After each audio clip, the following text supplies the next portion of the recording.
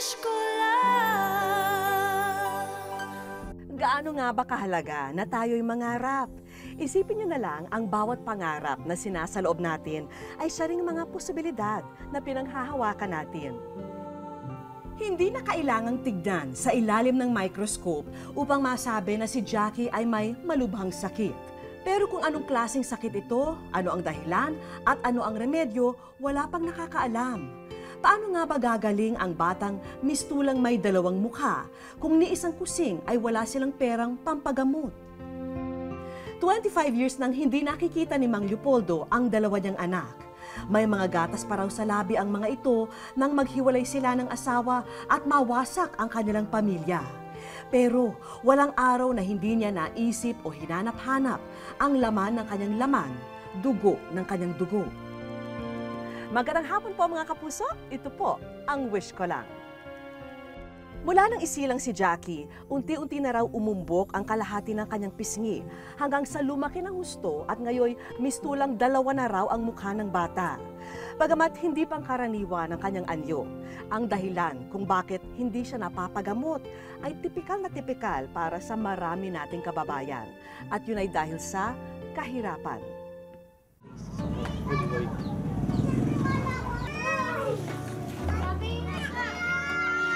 Lista! Wala kaibigan. At higit sa lahat, masayahin. Ganyan ang batang si Jackie. Kakaiba man daw ang kanyang itsura, higit pa rito ang kanyang pagkatao. Ano kaya ang kwento sa likod ng dalawang mukha ni Jackie?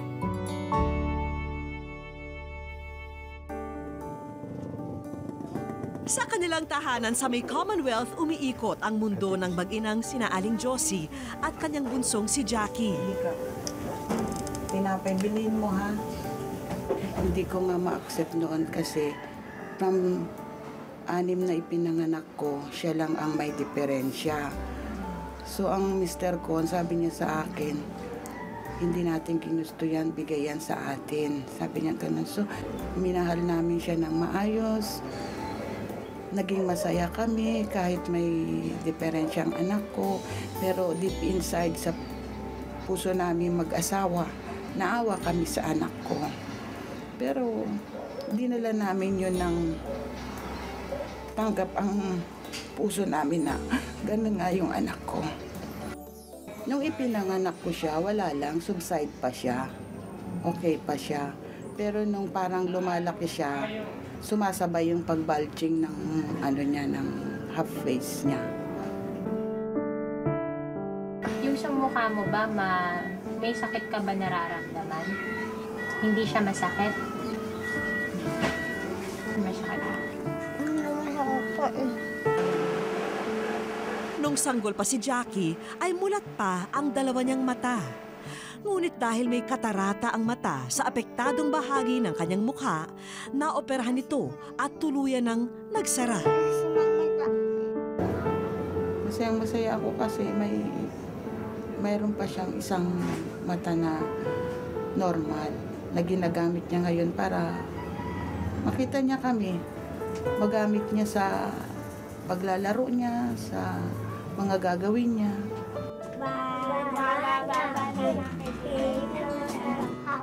Sa kabila ng kanyang kondisyon, hindi nahihiyang makipaghalubilo sa ibang bata si Jackie.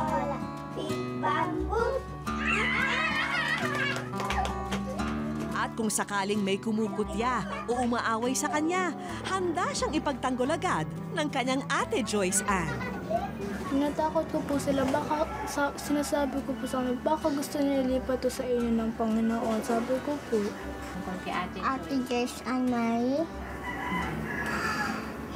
Siya po, buti sa aaral. Tapos, aayos aaral. Tapos lagi tutulong.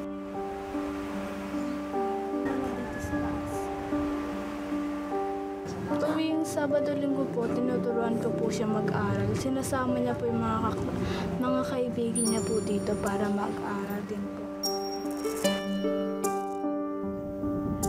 Samantalang tumigil sa pag-aaral si Jackie. Kung papipiliin siya, mas gusto raw niya ang pumasok sa normal na paaralan tulad ng ibang bata. Umayak na ako.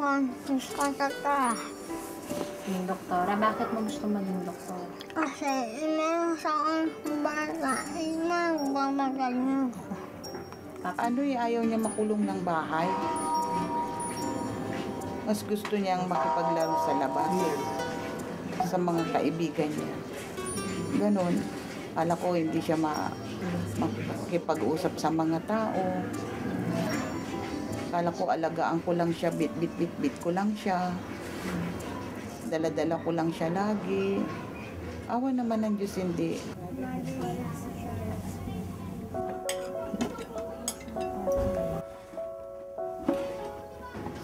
Si Jackie, matatouch ka pag niregaluhan mo eh. Kasi very loving yan, very smart. Ang response na binigay mo, may response na love. By means of, thank you ate, thank you mama, I love you papa. Ganon siya. Thank you. Bye-bye. Madalas naiiwan sa bahay si Jackie habang nasa trabaho o sa paaralan ang mga nakatatandang kapatid, kung kaya ang kanyang mama ang lagi niyang kasama. Ininis, tapos laba. Laba? Apo. Naglalaba ka rin? Oo. Apo.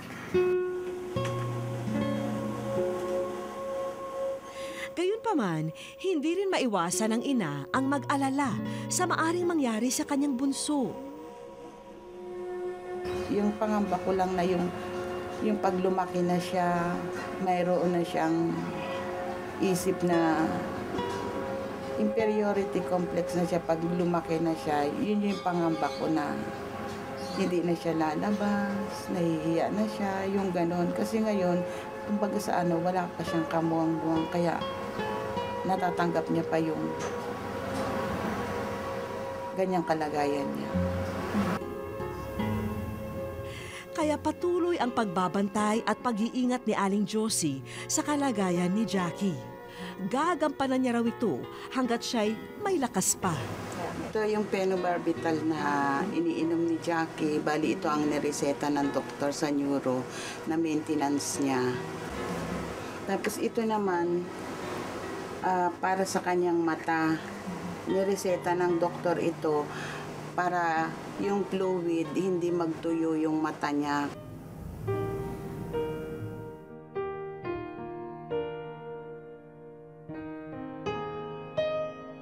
Bilang ina, pinakamabigat na sitwasyon, yung hindi ko maibigay kung pangangailangan niya sa operasyon. Yun yung aking mabigat na problema. Ang nirecommend kasi sa amin, mapa-MRI si Jackie para malaman kung anong klaseng operasyon ang gagawin sa kanya. Habang lumalaki ang bata, tila isang biyaya ng araw ang katatagan at sigla na taglay ng musmus na hindi natitinag sa kabila ng tila hati niyang itsura. Ang feeling niya walang yung deformities, wala siyang sa mukha niya. Ganun lang siya sa kaligaya sa itsura na niya na masaya na siya, ganun. Pero may time din na naiisip niya na sana gumaling na siya.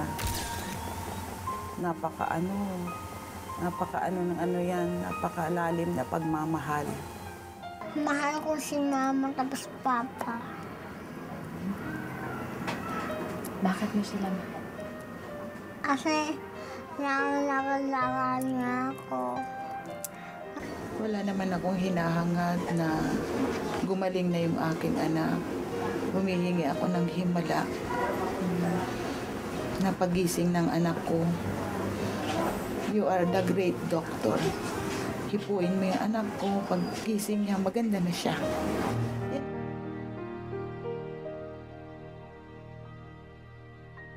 Wish ko lang sa aming pagbabalik. Kailangan lang natin kasi hindi gumagalaw yung pasyente para makita natin. Kaya mo pa? Kaya mo tiisin? Hindi. At mamaya, tunghayan ang pangungulila ng isang ama sa kanyang anak. Sa anak ko, manggaling si Darog TV, nasiliti ang laki.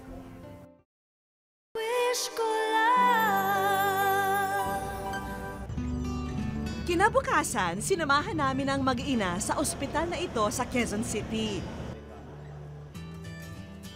Para malaman kung maari nang sumailalim sa MRI si Jackie, isinagawa muna ang blood test sa kanya.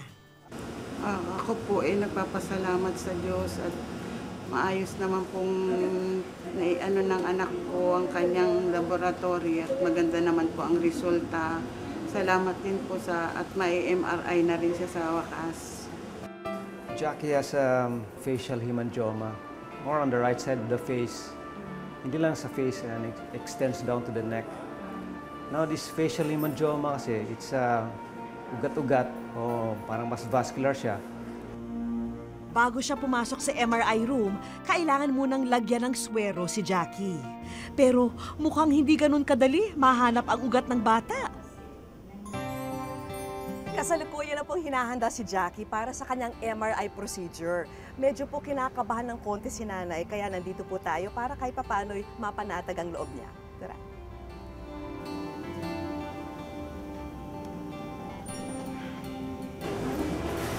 Alam mo ba kung bakit ka nandito?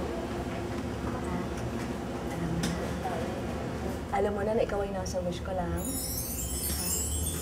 Si nanay mo na. Hi, nanay. Hello. Good afternoon po. Good afternoon. Ano? Kinakabahan kayo? Ha? Pero masaya po. Bakit? Bakit sinasabi niyo masaya kayo? Kasi magkakaroon na ng katuparan yung ma-MRI po. Bakit matagal niyo kung gustong itong maisagawa itong MRI procedure sa anak niyo po? Kasi hinihiling niya po na mama, maalis na to para magaling na daw siya. Alam niyo ba kung bakit kayo nandito? Wish ko lang po. Ay, Kaya ako nandito tayo. Para kahit paano po ayun po.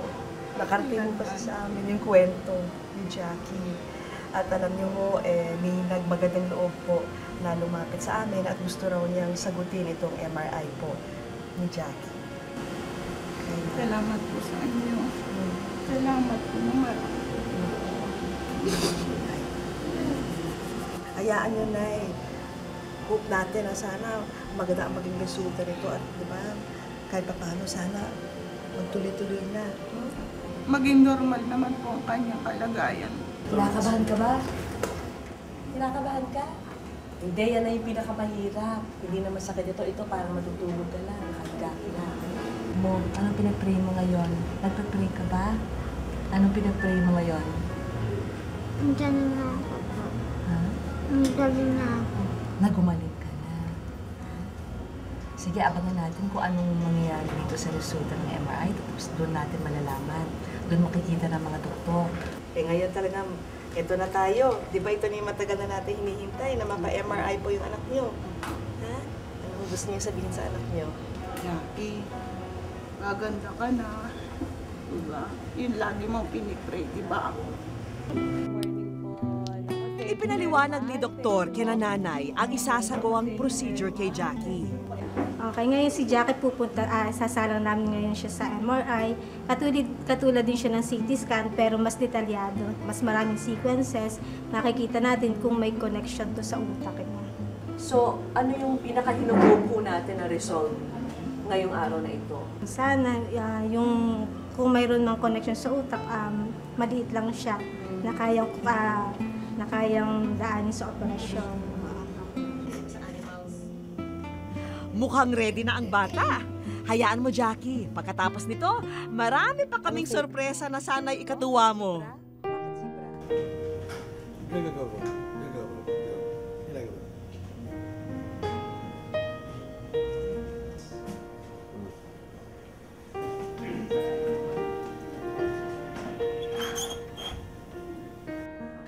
Muling nasubukan ang katatagan ni Jackie sa procedure na ito. Hindi, medyo lang natin kasi hindi gumagalaw yung pasyente para makita natin. Kaya mo pa? Kaya mo tiisin? Sandali lang yan. Oh, ayan na. Pero sa tulong ng mga nurse at suporta ng kanyang ina at kapatid, natapos din ni Jackie ang kanyang MRI. Ano kaya ang masasabi ni Doc tungkol sa resulta ng MRI ni Jackie?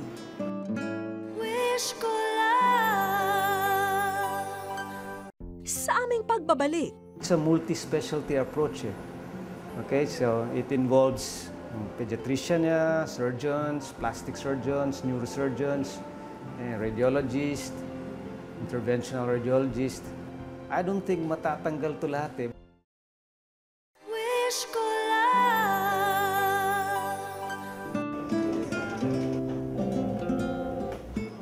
ano kaya ang masasabi ni Doc tungkol sa resulta ng MRI ni Jackie? Yung kay Jackie, kompleto yung brain eh. Although mas maliit yung isang side ng brain niya, lumiit lang siya dahil sa condition niya. But hindi siya tulad ng mga na-stroke na patient, parang hirap silang lumakad. Dahil maselan ang apektadong bahagi at hindi pangkaraniwan ang sakit ni Jackie, kailangan daw ng masusing konsultasyon at eksaminasyon sa tulong ng iba't ibang mga espesyalista. It's a multi-specialty approach. Okay, so it involves pediatrician, surgeons, plastic surgeons, neurosurgeons, radiologist, interventional radiologist. I don't think matatanggal to lahat but it can slow the growth or pwedeng lumit siya ng konti, ma-flatten. Base sa resulta ng MRI, nirerekomenda ng doktor na sumailalim pa sa mas masusing pagsusuri ang bata.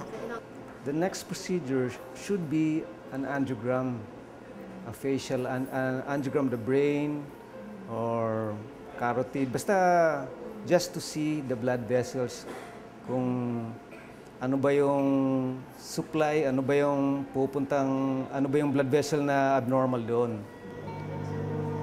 Ibinahagi ni Doc ang good news ng findings nila kay Aling Josie.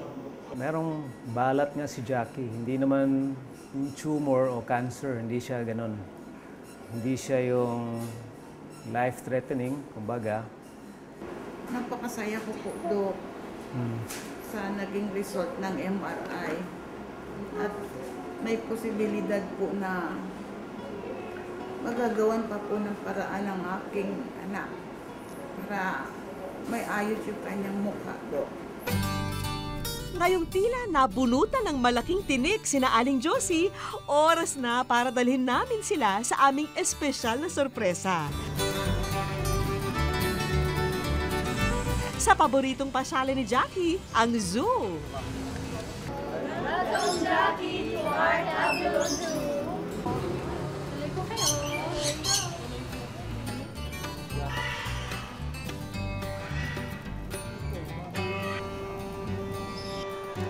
Dahil ilang oras din napirmi sa ospital si Jackie, willing-willy ang bata sa pag-iikot at panunood sa iba't ibang mga hayop dito.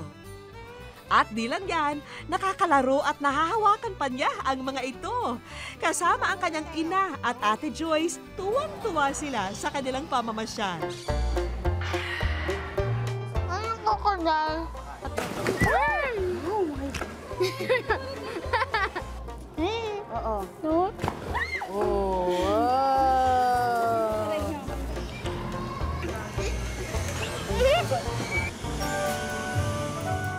Samantala, abala naman ang aming staff sa paghahanda ng mga espesyal na regalo para sa bibong bata at sa kanyang pamilya.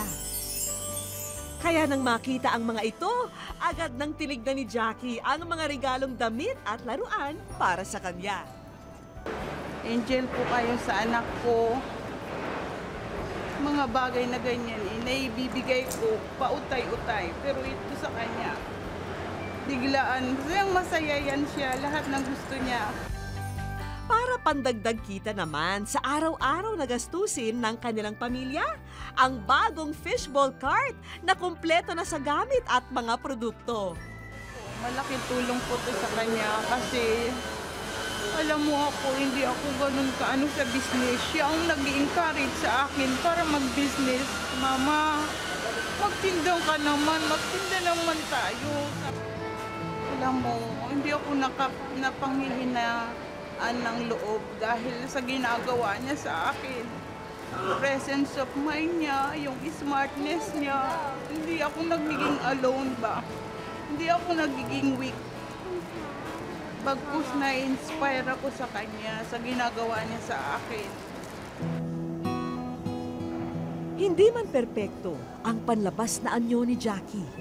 Tila hatiman ang damdamin ng ina tuwing nakikita siya. Nangingibabaw pa rin ang pusong masayahin at busilak na kalooban ng bata. Bagay na higit pang maganda at mahalaga para maipagpatuloy ni Jackie at ng mga nagmamahal sa kanya ang magandang simula sa daan tungo sa kanyang paggaling.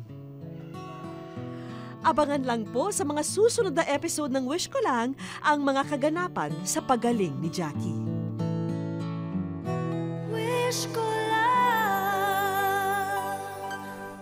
Susunod, tunghayan ang pangungulila ng isang ama sa kanyang anak. Sa anak ko, amang galing hidarog TV, nasiliti ang laki.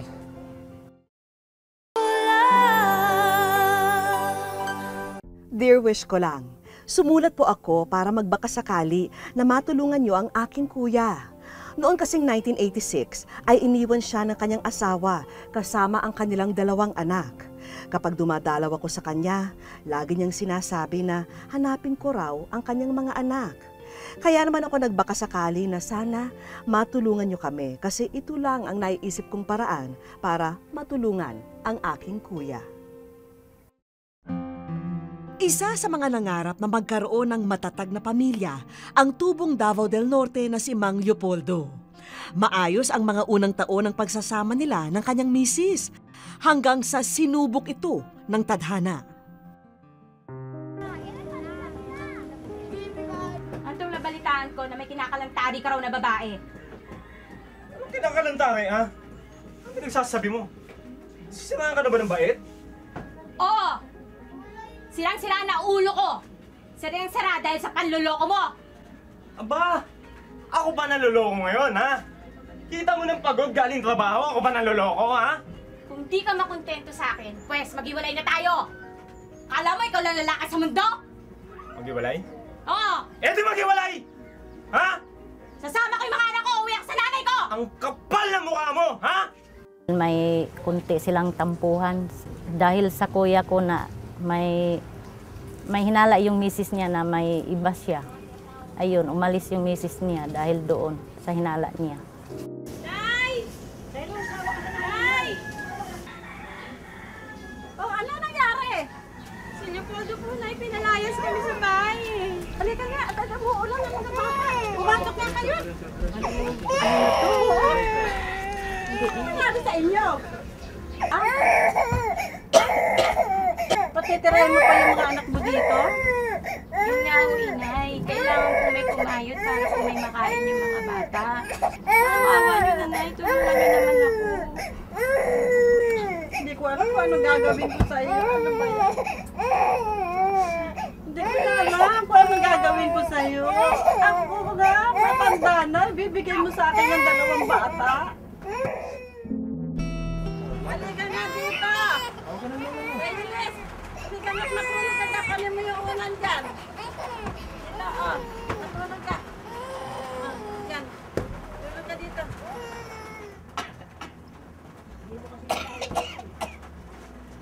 At ilang gatang po ba sasainin ko? Tignan mo nga doon kung may isang gatang pa yan. Kung hindi nakasya yung isang gatang, ilugaw mo na. Sige. Hindi daw nakapag-aral yung bata kasi dahil sa kahirapan nga. Walang permanenteng trabaho, kaya mas lalong naging mahirap ang buhay para sa kanya. Swerte na lamang daw kung meron siyang mapipitas na saging sa kanyang maliit na taniman.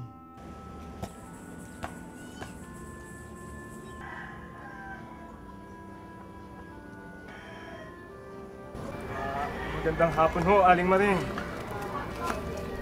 baka may mga ipapagawa po kayo sa bahay nyo. Pwede bang ako na lang gagawa para may pambili lang po akong pagkain? Ilang araw na akong hindi po kumakain Ay naku, Poldo. Napalinisan ko na nung isang araw pa yan. Hindi ko na kailangan ng serbisyo mo. Ano na bang nangyari sa'yo at nagkaganyan ka, ha? Aling Maring, hindi po ako pumunta dito para usisain ang buhay ko. Pumunta po ako dito para humingi sa inyo ng trabaho. Ganun ba? Ang yabang mo kasi. Naku, malis ka na nga dito. Sige na, hindi ko kailangan ng serbisyo mo. Malis ka na. Yabang ka kasi.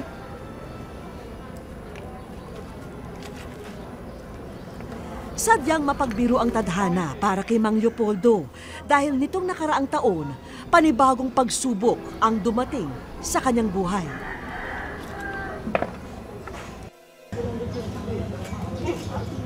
Ano?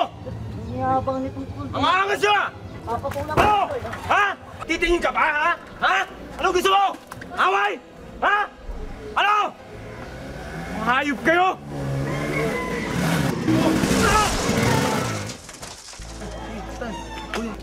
Pare, namatay na yata si Pito ah.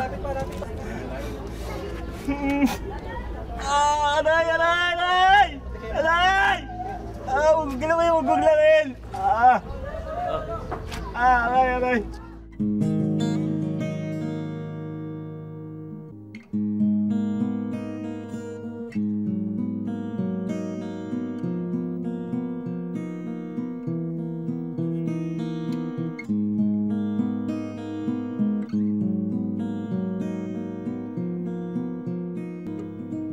Buhat ng maaksidente, sa 4 na sulok na lang ng kwartong ito namamalagi si Mang Leopoldo.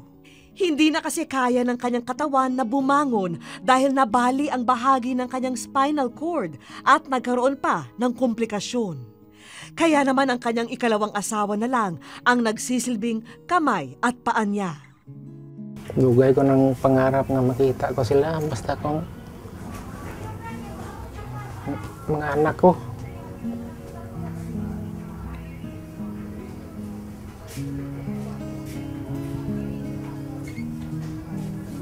Sabi niya sa akin, gusto daw niya makasama yung anak niya. Diyan na raw titira sa Davao del Norte, Santo Tomas.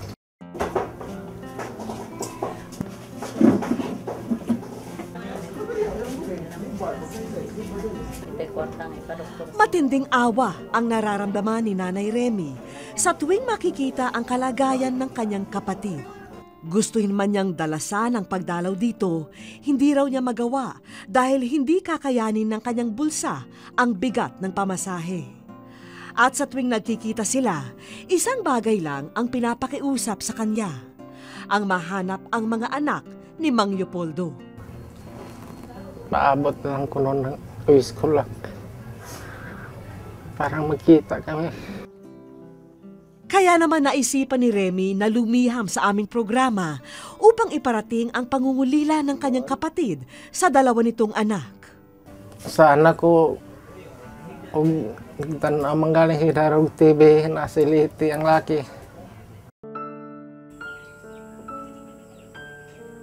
Dito sa Hinunganan, Southern Leyte namin natagpuan si Flor, ikalawang anak ni Mang Leopoldo. Naiyak lang ako kasi hindi ko siya nakita. Anong hitsura niya. Kung ano siya. Kahit kailan hindi ko pa siya nakita. Kahit picture na lang. Nang mamatay ang kanyang kuya, pinili ng nooy 16 na taong gulang na si Flor na umalis sa poder ng kanyang lola dahil hindi naman siya nito kayang buhayin pa. Habang ang kanyang ina, matagal na silang iniwang magkapatid ng mag-asawa uli. Siyempre, naiinggit ako sa ibang tao, may pamilya, masaya sila, may nag-alaga sa anak nila. Sa amin, wala. May lola kami pero kulang pa. Aminado si Flor na salat siya sa lahat ng aspeto ng buhay. Dahil din sa kakapusan, kaya hindi magawang hanapin ni Flor ang sinasabing tatay niya na iniwan ng kanyang nanay nung siya'y sanggol pa lamang. Yakapin ko siya, tapos iiyak ako sa kanya. Ngayon pa lang kami nagkita. Noon. Tanungin ko sa kanya, ba't kayo naghihiwalay ni nanay? Ganun po. Kasi pinabayaan niyo po kami. Dito na namin iniabot ang litrato na nakuha namin mula sa pagsasaliksik na aming ginawa. Yung kapatid ko po, parang ganito itsura niya ng kuya ko. Siyempre, hindi ko naisip kung siya ba ang tatay ko. Kasi ganito din ang shape ng itsura ng kuya ko sa mukha niya. Yung kuya ko din, matangos ng ilong. Tapos, ganito din ang mukha niya. Kumpiyansa si Flor na ito na nga ang kanyang tatay na halos 25 taon din niyang hindi nakapiling. Kaya naman, isang panawagan ang nais ipahatid ni Flor para sa kanyang ama. Tay, kung nasaan ka man ngayon, sana magkikita tayo. Kung saan ka nakatira, sana puntahan mo ako dito para magkita tayo. Para malaman mo anong kalagayan ko. Para malaman ko din anong kalagayan mo ngayon. Para mayakap kita. Wish ko lang. Sa aming pagbabalik, ito na ba ang magbibigay linaw sa puwang sa kanyang pagkatao? Wish ko lang.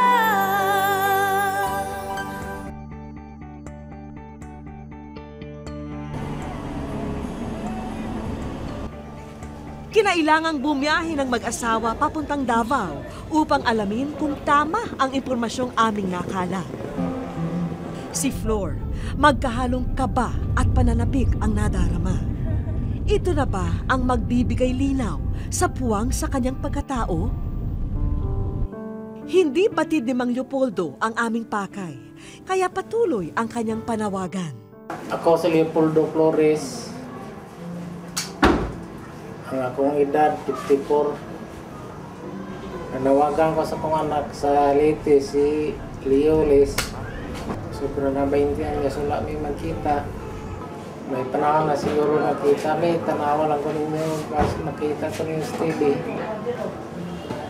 Ako nanawag sa inyo ha, Leoles nga.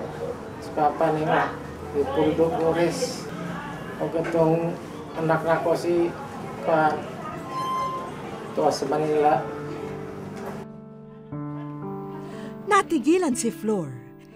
Hindi na niya nakuhang kumpirmahin ang mga detalye. Sadyang umiral ang lukso ng dugo sa pagkakataong iyon.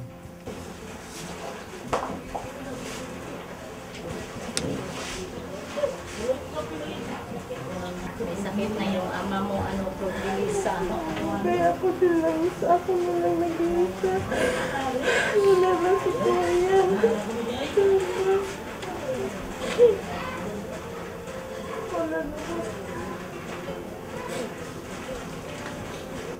Madaling nagkapalagayan ng loob ang mag-ama. Binura ng mainit na yapos ni Flor ang 25 taon nilang pagkakalayo. Kamukha po sila yung kapatid ko. Ito pong picture ni Japutan.